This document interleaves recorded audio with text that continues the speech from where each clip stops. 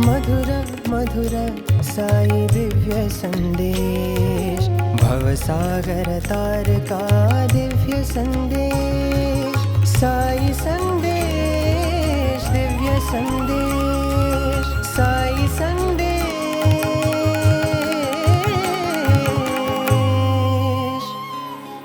दिव्य संदेश।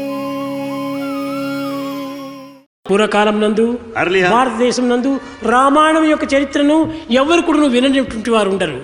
प्राचीन काल में भारत देश में शायद ही ऐसा कोई होगा जिसने रामायण न सुनी हो। కొన్ని వేల సంవత్సరం జరిగినప్పటికీ నేటికి కూడా రామాయణ చరిత్ర ఏమాత్రము తెరతిరిగిపోదు. हजारों वर्षों के बीत जाने के बाद भी आज रामायण का महत्व लेश मात्र भी कम नहीं हुआ है। ఎప్పటికప్పటికి నూతనమైనటువంటి రామాయణంగా అభివృద్ధి అవుతుంటారు. रामायण सदा सर्वदा नूतन और प्रासंगिक व ज्ञान प्रदायक ही है। శివధనుస్సును విరిచేటువంటి యజ్ఞం ప్రారంభించాం. शिव धनुष को तोड़ने का यज्ञ आरंभ हुआ। మీరు రావాలి అని ఆహ్వానించాడు జనకుడు. महाराजा जनक ने आने का निमंत्रण दिया। బయలుదేరాడు They ఈ started. విశ్వామిత్రుడు. వీడికి ఏమి సన్యాసులు తాడు పేడు ఏమీ లేదు, ఏమి సర్దుకోనక్కర్లేదు. तो विश्वामित्र रवाना हुए। वे तो सन्यासी थे, अतः कुछ तैयारी करने की आवश्यकता ही नहीं थी। తీసుకున్నాడు, ఒక బట్ట వేసుకున్నాడు. రామలక్ష్మణ మీరు కూడా వస్తున్నారా అన్నాడు. एक अंग वस्त्र कंधे पर डाल लिया और पूछा, हे राम और लक्ष्मण, क्या तुम भी मेरे साथ चल रहे हो? దేనికి? మీ యజ్ఞ సంరక్షణ కోసం నా తండ్రి పంపించాడు. ఈ యజ్ఞం ఏమిటో నాకు తెలియదు. श्री राम ने कहा कि पिताजी ने आपके यज्ञ की रक्षा के लिए हमें भेजा है। ये यज्ञ क्या है मुझे पता नहीं। జనక మహారాజ్ చేసేటువంటి యజ్ఞం ఏమిటో నాకు అర్థం కావటం లేదు. महाराजा जनक कौन सा यज्ञ कर रहे हैं मुझे पता नहीं। ఇది చాలా గొప్ప యజ్ఞము. ये बहुत ही महान यज्ञ है। పిల్లలకు ఉత్సాహాన్ని కలిగించే నిమిత్తమై విశ్వామిత్రుడు ఈ విధమైనటువంటి ప్రోత్సాహాన్ని అందిస్తూ వచ్చాడు. बालकों को उत्साहित करने के लिए विश्वामित्र ने ऐसा कहा। అది శివధనస్సు. वो शिव धनुष है। ఎవరు ముట్టడానికి కూడా శక్తి లేదు, किसी में उसका स्पर्श करने की शक्ति तक नहीं है।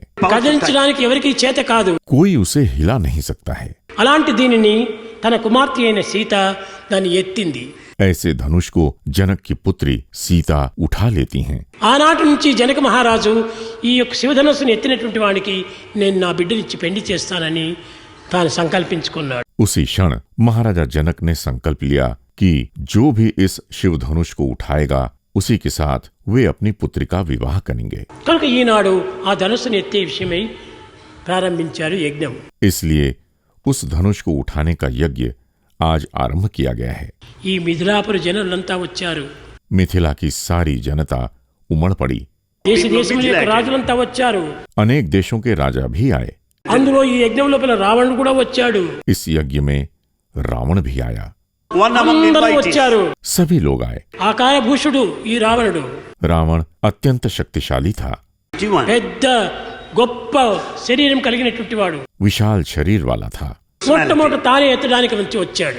सबसे पहले धनुष उठाने वही आया। అతను చేతులు కాదులు కలిస్తుంటుంటే చూచినటువంటి రాజులంతా కూడా చాలా ఆశ్చర్యపడ్డారు. हाथ पैर हिलाते हुए चलते हुए उसके आने के ढंग को देखकर सभी राजा चकित हो गए। ఈ యొక్క అసభ్యమైనటువంటి వ్యక్తికి ఆ సుకుమారమైనటువంటి సీతను ఈ రీతిగా అందించగలడు జనకుడు. ऐसे असभ्य से दिखाई पड़ने वाले इस व्यक्ति को महाराजा जनक वैसी सुकुमारी सीता को कैसे सौंप सकते हैं? వీడి So రూపమే tender and ఇంత delicate అసహ్యంగా this ఉంటుండాలి, person. They were not able to వీడి understand. ఆకారమే ఇంత వివరంగా కనిపిస్తూ ఉంటుండాలి. इसका मुख और रूप अत्यंत विकृत है। इसका आकार भयंकर और पहाड़ की तरह विशाल है। సరే ఏమైనా కానీ అనుకుని ఎవరిలో వారు తందుకున్నారు. परंतु सभी लोग ये सोचकर मौन रह गए कि जैसी प्रभु की इच्छा होगी वैसा ही होगा। రావణుడు Thinking that వచ్చాడు, things happen as per divine will. ఎడం చేయి పట్టాడు, पहले रावण ने बाएं हाथ से कोशिश की, కదల్లేదు. लेकिन धनुष नहीं हिला। రెండు చేతులు పట్టాడు, కదల్లేదు. फिर उसने दोनों हाथों से कोशिश की, फिर भी धनुष नहीं हिला।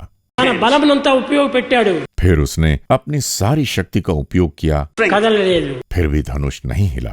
కట్టగడపడి క్రింద పడిపోయాడు. अंततः वो नीचे गिर पड़ा। ఈ దృశ్యాన్ని చూచి చాలా అవమానంగా తాను భరించుకోలేకపోయాడు. ये उसके लिए घोर अपमान की स्थिति थी। అహంకారానికి కలిగి ఎప్పుడు కూడాను సభల లోపల అవమానమే జరుగుతూ ఉంటాయి. भरी सभाओं में अहंकार का सदा अपमान ही होता है। అహంకారం అతః పతనము అన్నారు. इसलिए अहंकारम अधः पतनम कहा गया है. ఇంత అహంకారంగా ఉన్నటువంటి మానవునికి జనులే దీనికి పతనం గావిస్తారు. ऐसे अहंकारी को समाज सबक सिखाता है. Side. వీరికి గౌరవ మర్యాదలు ఎక్కడ కూడా దక్కవు చిక్కవు. ऐसे लोगों का आदर सम्मान कहीं भी नहीं होता है. From ఈ anybody. అహంకారమునకు అవమానమే దీనికి తగినటువంటి ఫలితం. अहंकार का परिणाम अपमान ही है. పడిపోయాడు పాపం. रावण बेचारा गिर गया. ఈ రావణుడు చూచినటువంటి యొక్క ప్రయత్నములకు అందరూ ఆశ్చర్యపడిపోయారు. रावण के प्रयत्न को देखने वाले चकित हो गए. In a bag. ఎవరి చేత కాదు ఇంకా अब ये किसी के वश की बात नहीं है. అని ఎవరి పాటికి వారి మనసులో చెప్పుకొని ఎవరు లేయడానికి భయపడిపోయారు. यही विचार कर सब लोग डरकर यथास्थान बैठे रह गए.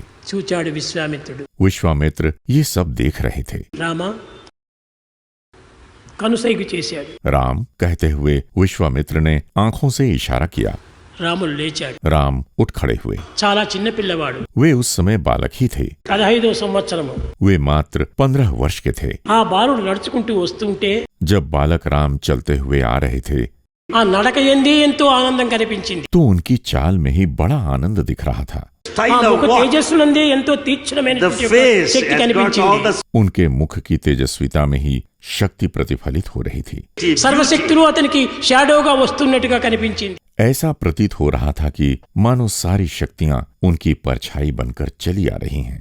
శాంతంగా నడుచుకుంటూ వస్తున్నాడు. वे बड़े ही शांत भाव से चलते आ रहे थे. వచ్చిన ప్రజలందరూ కూడాను రాజులు కూడాను అందరూ ఆ అబ్బాయి తేజస్సును మాత్రమే చూస్తున్నారు. కానీ ఏం చేస్తాడో ఏమిటో అని ఈ సందేహాలు ఎక్కడ కూడా కలగలేదు. आए हुए लोग और राजा उनके तेज को ही निहार रहे थे. किसी को संदेह तक नहीं हुआ कि क्या वे ये कर पाएंगे. happen later. वे चलते आए, చిరునవ్వు నవ్వుకుంటూ मुस्कुराते हुए, అంగవస్త్రం సర్దుకొని अपने अंग वस्त्र को संभालते हुए. ఎడం చేత్తో దాన్ని పట్టాడు. उन्होंने बाएं हाथ से धनुष को पकड़ा. పట్టిన తక్షణమే అది లేచింది. पकड़ते ही धनुष उठा. కానీ దాన్ని దారాన్ని కట్టాలి. अब उसमें प्रत्यंचा बांधनी थी. దాన్ని వంచాలి. धनुष को झुकाना था. ఎత్తడమే అంత పెద్ద కష్టమైతే వంచడం మరింత కష్టం. धनुष को उठाना ही कठिन था तो उसे झुकाना और भी कठिन था. దాన్ని వంచాడు ఎడమ చేతి. उन्होंने बाएं हाथ से ही धनुष को झुकाया కుడి చేత్తో ఆ నారను కట్టాడు. और दाएं हाथ से प्रत्यंचा को बांधा. ఆ వంచడానికి పోయినప్పుడు విరిగిపోయింది ఆ శివ. जैसे ही बांधने के लिए धनुष को झुकाया तो वो टूट गया. ఆ శివధనుస్సు విరిగేటప్పటికి शिव धनुष के टूटने पर బ్రహ్మాండమైనటువంటి ఒక శబ్దం వినిపించింది. बहुत भयानक आवाज निकली. అందరూ ఉలిక్కిపడ్డారు. सभी लोग चौंक पड़े. Price. ఏమిటి ఈ విచిత్రము, कैसी विचित्र बात है. ఏమిటి ఈ రామశక్తి राम की शक्ति कैसी अद्भुत है. అని యోచించుకుంటూ కూర్చున్నారు. सभी यही विचार करते हुए बैठे थे.